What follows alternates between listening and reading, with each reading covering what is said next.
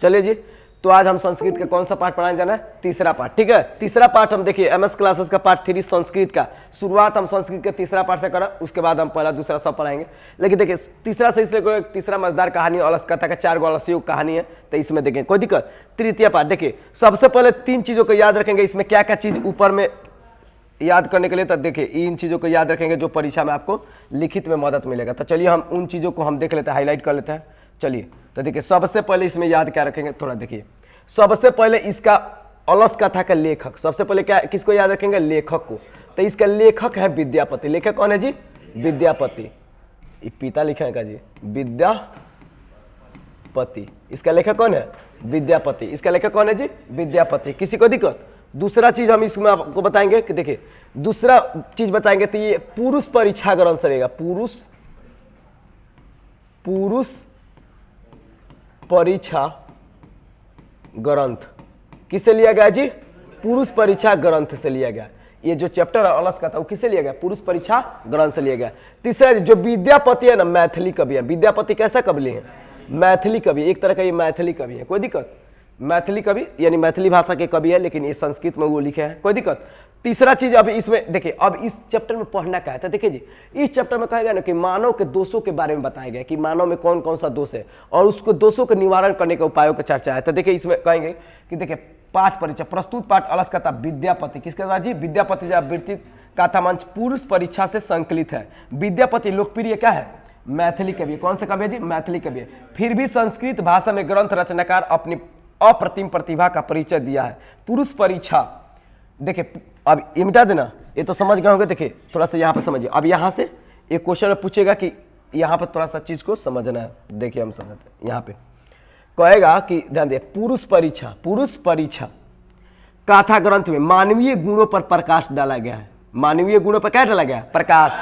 हम बोले कि मानव गुणों के बारे में कहता है, चाहे उसके दोष से कैसे मुक्ति पाएंगे उसका भी बारे में कहता है।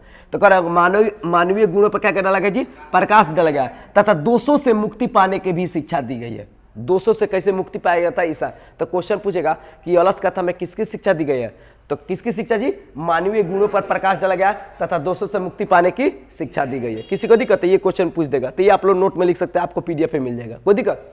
तीसरा चीज, अलस कथा में आलस्य का त्याग करने की शिक्षा दी गई है।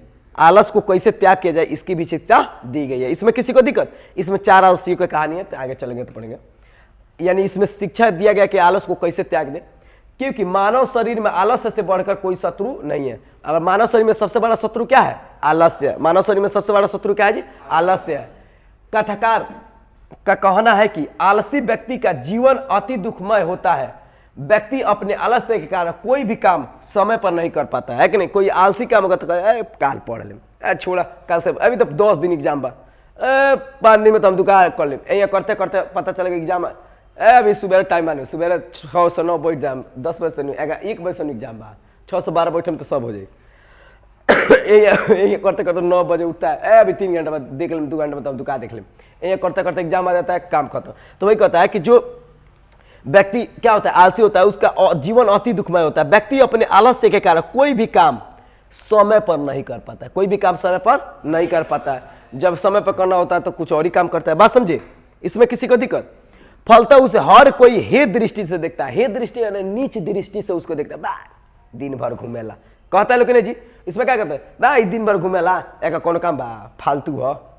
बात समझ रहे कि गांव में बहुत कुछ भाषा कहता है लोग, किसका किसका भाषा का इस्तेमाल करते हैं। तो गांव में बहुत कुछ भाषा कहता है, क्योंकि देखिए गांव के लोग सबको देखता है।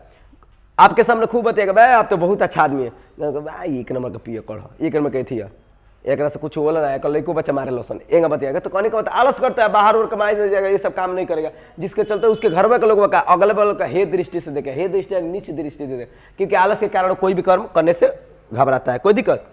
अब देखिए तो इसमें किसी का दिक्कत जी? वही कह रहा है कि मित्र भी ऐसे व्यक्ति से मुंह मोड़ लेते हैं। यानी जो मित्र भी होता है ना, वो कहता है बाग ऐसा दोस्त रखला से अच्छा कि ना ये रखी। बात समझे जी? तो दोस्त भी ऐसे दृष्टि से क्या मोह लेते हैं। इसलिए आलस्य सर्वथा त्याज्य है। त्याज्य करने का मतलब हमेशा उसको त्याग देना चाहिए, आलस नहीं रखना चाहिए, कोई भी काम समय पर करना चाहिए। समझ में आया? ये नहीं कि उतना दूर से पढ़ने आते तो 2 दिन नहीं अगर करें लगनी भूलिया के ना वो जाए पढ़े के अच्छा नहीं कर, पढ़ाई तो हेंग नहीं कर, ये सब बहाना मारने से अच्छा है कि आलस को छोड़िए और जाइए। एक दिन बन जाइएगा तो आगे चले कहिएगा कि इतना दूर जाते थे। आप लोग सुने होंगे कि इतना दूर मेरे गार्जियन पढ़ने जाते थे, आप लोग कहानी सुनते होंगे कि नहीं? तो बात समझे? तो इसलिए हम कह रहे हैं कि आप लोग पढ़िए ध्यान से, बहुत कुछ आगे चल जाएगा। अगला देखिए, अब इसमें थोड़ा सा देखिए अर्थ पर समझते हैं, संस्कृत को उसको गोली मारी। अभी पहले डायरेक्ट कहानी सुन लेते थे, याद सब कुछ होता है। देखिए कह रहा है कि मिथिला में वीरेश्वर नाम का एक मंत्री था। पूछेगा कि मंत्री का नाम क्या था? वीरेश्वर। क्या था जी? वीरेश्वर। मंत्री का नाम क्या था जी? वीरेश्वर। पूछेगा कहाँ का मंत्री था? मिथिला। कहाँ का था जी? मिथिला का था। कहाँ का था? मिथिला। क्वेश्चन पूछेगा मिथिला का मंत्री कौन था? वीरेश्वर। मिथिला का मंत्री वीरेश्वर। किसी को दिक्कत? वह स्वभाव से दानी और दयावान था। पूछेगा स्वभाव से कैसा था? दानी और दयावान। स्वभाव से कैसा था जी? स्वभाव से दानी था और क्या था? दयावान था। यही सब क्वेश्चन पूछेगा, आपको क्वेश्चन भी दिखाएंगे। स्वभाव से कैसा था? दानी और दयावान। इसमें किसी को दिक्कत? वह संकटग्रस्तों तथा अनाथ लोगों को प्रतिदिन इच्छा पर भोजन देता था। जो लोग संकट में पड़ जाते थे, यानी उनके पास कुछ भी नहीं होता था, चाहे जो व्यक्ति अनाथ होते थे, अनाथ यानी जिनका कोई नहीं हो, तथा लोगों को इच्छा भर भोजन, अनाथ लोगों को इच्छा भर भोजन देता। उनको इच्छा भर जितना मन करो उतना ठूस के खा लो, जितना उतना भोजन देता था, क्योंकि मंत्री था। वह आलसियों को भी अन्न वस्त्र देता। वह किसको जी? आलसियों को भी क्या देता था? अन्न वस्त्र। यानी अन्न कहने का मतलब खाना होना, और वस्त्र मतलब पहने का कपड़ा उपड़ा। क्योंकि निर्गतिनाम च सर्वसाम आलस्य प्रथमेतः किंचित क्षमते कृतुजा ठने। इसका मतलब तो आप लोग को दिमाग में हिल जाता है। कहने का मतलब देखिए, इसलिए वो देता था ना, क्योंकि ऐसा कहा जाता है कि पति, देखिए पत्नी का रक्षक पति होता है। पत्नी का रक्षक क्या होता है? पति होता है। बच्चे की रक्षक माँ होती है। उसी पर आलस्यों का रक्षक कह रहा है कि कोई दयावान पुरुष होता है। यानी कहने का मतलब कौन है? वीरेश्वर जो मंत्री था वही दया कर सकता है। इसका मतलब तो वही कह रहा है कि आगे हम बढ़ते हैं। उसमें किसी को दिक्कत नहीं ना? देखिए कह रहा है कि ध्यान दीजिए, देखिए निर्गताना दुख में रहने का मत सिद्धांत किंचित है कि किंचित मैंने थोड़ा तरकुम करने के लिए, यानी देखिए ये सब थोड़ा सा शब्दार्थ दिया, तो हम ऊपर चलते हैं। ये मेन व्याख्या समझिए, मेन व्याख्या से आपका क्लियर हो जाएगा, क्योंकि उसमें ज़्यादा दिमाग लगेगा तो दिमाग हिल जाएगा। देखिए प्रस्तुत श्लोक के माध्यम से वैसे लोगों पर व्यंग किया जो, देखिए इसमें वैसे लोगों पर व्यंग किया जो बिना परिश्रम करे सोचते हैं कि सब कुछ लगा ही मिल जाए, ऐसे लोगों पर व्यंग किया है। तो वही कह रहा है कि प्रस्तुत श्लोक के माध्यम से वैसे लोगों पर व्यंग किया गया जो बिना परिश्रम किए अथवा पसीना बहाए किसी तरह जीने का प्रयास करते हैं। केहूँगा जी लिया जा, जैसे बारिश होता है लेकिन छत पर से उठे ना, चल भीज ना जा, पानी अंदर ओढ़ना पर से अंदर गिरे ना लगे, तो उठता नहीं है, वैसे भी है कि नहीं। ऐसे आलसी लोग पेट की ज्वाला अर्थात भूख सहन कर लेते हैं। भूख लगे जैसे ना होता, जैसे मान लो भूख लग गई लेकिन हो जाए खाना बता उठ के ना जाए, छोड़े खा लें बाद में, ऐसा है कि नहीं। यानी भले भूखे मरी लेकिन उठी ना, यानी अस्कतिया नहीं कहते, साफा अस्कतिया है। अस्कतिया वही के गाँव में कहल जाला, लेकिन थोड़ा भी परिश्रम करना नहीं चाहते। ऐसे लोग भाग्यवादी होते हैं कि किसी भी संकट को भाग्य पर थोप कर सहन कर लेते हैं। हमारा तो वह किस्मत है कि नहीं, यानी किस्मत पर थोप देते हैं कि किस्मत में लिखी तो मिली, है कि नहीं। जबकि नीतिकार आलस्य को सबसे बड़ा दुश्मन मानता है। जबकि नीतिकार यानी कहने का मतलब लेखक का है, यानी कोई भी नीति शास्त्र में नीति माने नीतिकार कहने का मतलब कोई नीति के बारे में बता रहा है, लेखक बता रहा है कि सबसे बड़ा शत्रु कौन है? अरे आलस्य। सबसे बड़ा शत्रु कौन है जी? आलस्य। यानी सबसे बड़ा दुश्मन कौन है? आलस्य। कोई दिक्कत, हमारे शरीर का सबसे बड़ा दुश्मन यही है। इसलिए हमें सारे आलस्य का त्याग करके परिश्रम करने का प्रयत्न करना चाहिए, अन्यथा जीवन दूसरों की दया पर आश्रित हो जाएगा। नहीं तो सोचेगा ना मर्द तू ही का, दूसरे की दया पर, वो दया करेगा तो खाइएगा पीजिएगा, नहीं तो गए। इसमें किसी को दिक्कत? तो आगे चलिए, आगे मेन कहानी है। अभी तो ये थोड़ा सा एथी के बारे में दिया है। अब देखिए अगला, देखिए आगे चले, सुनिए। देखिए देखिए कह रहा है कि व्याख्या यहां से समझते हैं। प्रस्तुत श्लोक के माध्यम से वैसे लोगों की ओर ध्यान आकृष्ट किया गया है कि जो किसी भी प्रकार से सुख प्राप्त करना चाहते हैं। बता दिया, जैसे कुछ धूर्त आलस्यों को मिल रहे सुख को देखकर स्वयं भी आलस्य का स्वांग रचकर मंत्री द्वारा दिए जा रहे भोजन एवं वस्त्र ग्रहण करने लगते हैं। अब क्या होता है ना कि जब आलसी लोग को ये भोजन देते हैं मंत्री, तो कुछ बनावटी आलसी के बाप रे वो नहीं मिल जाता, हमने को बहाना मार के काहे नहीं चल दिया जा रहा है, तो वो सभी आलस का बहाना बना कर जाकर उसमें भोजन ग्रहण करने लगा। अब मान लीजिए इतना भोजन का खपत होगा तो कोई भी कहे एक कल देख नहीं चौराहा पर काम करते हैं आज तो देखो नहीं खाना मांगे। जैसे मान लीजिए राशन है अपने गाँव, जिनको नहीं भी लेना वो कहते बाघ हमारा कहाँ जुड़ेला है तो ना तो जुड़ेला उतना में 20 गो परिवार में कैसे चली, माने बहुत ऐसे करते हैं कि नहीं। तो गांव में आप देखे होंगे है कि नहीं, आप देखे होंगे कि कोई भी आता है लोग वोट मांगने तो तुरंत कहेगा 500 रुपया दो तब वोट दें। ये बताइए 500 रुपया आप वोट उसके समय मांग लीजिएगा तो क्या विकास करेगा? कभी कभी नहीं करेगा। लेकिन क्या करिएगा, ग्रहण करने लगता है। लेकिन गांव में भी वही हाल है, जबकि ये आदतन आलसी नहीं है, जबकि आदत से ये आलसी नहीं है, खाली बनावट कर रहा है। ये बनावटी आलस्य का बहाना बनाकर कुछ दिन मुफ्त का भोजन ग्रहण कर पाते हैं, किंतु उनके आलस्य की जब परीक्षा ली जाती है तब उनका भेद यानी भांडा फूट जाता है, उन्हें जान बचाकर भागना पड़ता है। तात्पर्य यह है कि आदत जन्मजात होती है, वह हर स्थिति में खरा उतरती है कि नहीं। जो आलस्य होगा कैसो नहीं स्थिति, अब क्या स्थिति आगे चल के देखेंगे क्या करेगा। अग्नि परीक्षा लेने के लिए एक जगह घर में जहाँ रह रहा सब आलसी उलसी, उनमें आग लगा दिया जाएगा। क्या लगा दिया जाएगा? आग लगा दिया तो सब बनावटी भाग जाएगा, सब धूर्त जितना रहेगा 4 गो आलसी बच जाएगा। तब पहला कहेगा कथम कुलाहम यानी कैसा शोरगुल है, दूसरा कहेगा लागत है घरवा में आग लगल बा, दूसरा क्या कहेगा लागत है घरवा में आग लगा। तो तीसरा कही कि कोई ऐसा व्यक्ति नहीं है जो भीगी हुई आसनों से हम लोग को ढक रहे हैं। तो चौथा कही, सोचा चौथा कितना से, अरे बेवकूफ, अरे बचा लो, कितना बोलते हो, भकर भकर करते हो, चुपचाप सूते क्यों नहीं हो। सोचो कितना आलसी रह रहा है सब। पहले क्या कहेगा जी कैसा शोरगुल है, पहले क्या कहेगा कैसा शोरगुल है, वो मुंह ढपल है कमरा में से ऊपर मुंह नहीं कर सकता और ऊपर ढपल सुतल बड़ा सा कहता सा कैसा माने कैसा शोरगुल है, कथम को लाह यानी कैसा शोरगुल है। तो दूसरा कहेगा लागत है घरवा में आग लगल बा। तीसरा कही केहू ऐसा व्यक्ति नहीं क्या सज्जन पुरुष जो आके भीगी आसनों से क्या करे ढक दे।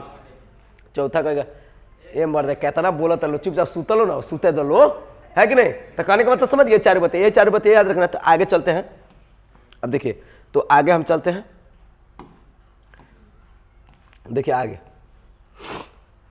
बाद में आलस्यों का सुख देखकर धूर्त भी बनावटी का आलस दिखाकर भोजन करते हैं। इसी बीच में आलस्यों का अधिक खर्च देकर उन्हें किसी संयमी पुरुष द्वारा, क्वेश्चन पूछेगा किस पुरुष द्वारा उन्हें सलाह दी जाती है, तो किसी संयमी पुरुष द्वारा। किस पुरुष द्वारा? संयमी पुरुष, नियोगी पुरुष, संयमी या नियोगी, किसी संयमी या नियोगी पुरुष द्वारा उन्हें क्या दी जाती है? सलाह द्वारा सलाह दी जाती है। विचार किया गया कि बुद्धि से हीन पर दया करके स्वामी केवल आलस्यों को वस्तु दी जाती है कि देखी स्वामी, देखी मंत्री जी, ऐसा के दिहल जला जमना होखसन जो आलस नहीं है उसको भी भोजन देना ही खराब बात है कि नहीं। कपट से आलस्यहीन भी वस्तुएं पाते हैं, यह हमारा आलस्य है। कहने का मतलब कोई तो ऐसा है जो बनावट बना के आ जा रहा है, इसका मतलब यह है। कोई दिक्कत? तो चलिए आगे देखते हैं। इसलिए उन आलस्यों की जांच की जाए, ऐसा विचार कर, अरे बाप रे कटना मत जी, जांच की जाए, ऐसा विचार कर प्रस्तुत अवस्था में आलस्यों के घर में क्या लगा देता है? आग लगाकर जांचा जाता है। क्वेश्चन पूछे क्या लगा कर जांचा जाता है? आग लगाकर।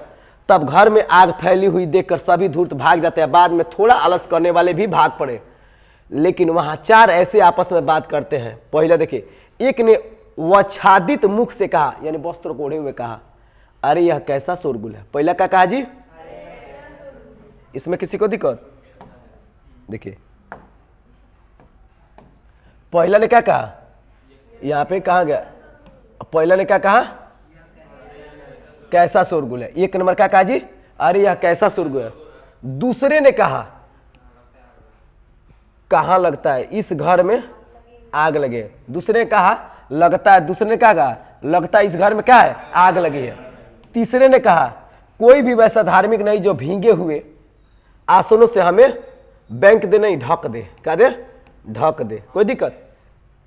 कोई भी ऐसा धार्मिक नहीं जो हमें भीगे हुए आसनों से क्या करे? ढक दे, ये नहीं उड़ा दे कुछ कि मन हमने के ऊपर आ गया ना लगो। चौथे ने कहा, चौथे ने अरे बचाल कितनी बात करते हो, चुप क्यों नहीं रहते, है कि नहीं, डिस्टर्ब कर मत, सूतल बानी, है कि नहीं, मैं तो साफ ठेला है गाड़ी ब्याह, है कि नहीं। तब चारों की आपसी बात सुनकर उसके ऊपर फैली हुई आग को देखकर नियोगी पुरुष क्या करो के चारों का बलिया पकड़ कर कहता चोटा कहीं का, है कि नहीं। तो कह रहा है कि नियोगी पुरुष सोचा कि कहीं मर मत जासन, है कि नहीं। तो नियोगी पुरुष मृत्यु के होने के भय से चारों आलसी को बाल पकड़कर खींचते हुए बाहर निकाला गया। तब इस प्रकार देखकर नियोगी पुरुष द्वारा कहा गया कि पत्नी का रक्षक पति होता है, बच्चे की रक्षक माँ होती है, उसी प्रकार जो ये लोग हैं आलसी से, उनका रक्षक क्या होता है? कोई अच्छा व्यक्ति, दयावान व्यक्ति होता है। तो वही कहा है कि ध्यान दीजिए, आगे चलते हैं। तब प्रस्तुत श्लोक में चले, बात समझे जी। तब प्रस्तुत श्लोक के माध्यम से यह संदेश दिया गया जो अपने स्वभाव से, आगे चलते हैं, ये तो व्याख्या हो गया।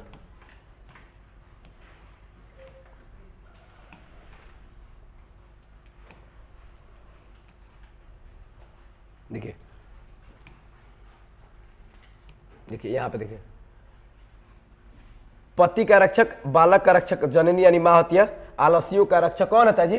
दयावान यानी दयालु होता है। बात समझे, यानी स्त्रियों का रक्षक कौन होता है? पति होता है। बच्चे का रक्षक माँ होती है, लेकिन आलसियों का रक्षक कौन होता है? ध्यान दीजिए यहाँ पे, दीजिए देखिए, यहाँ पे देखिए, स्त्रियों का रक्षक कौन होता है जी? पति।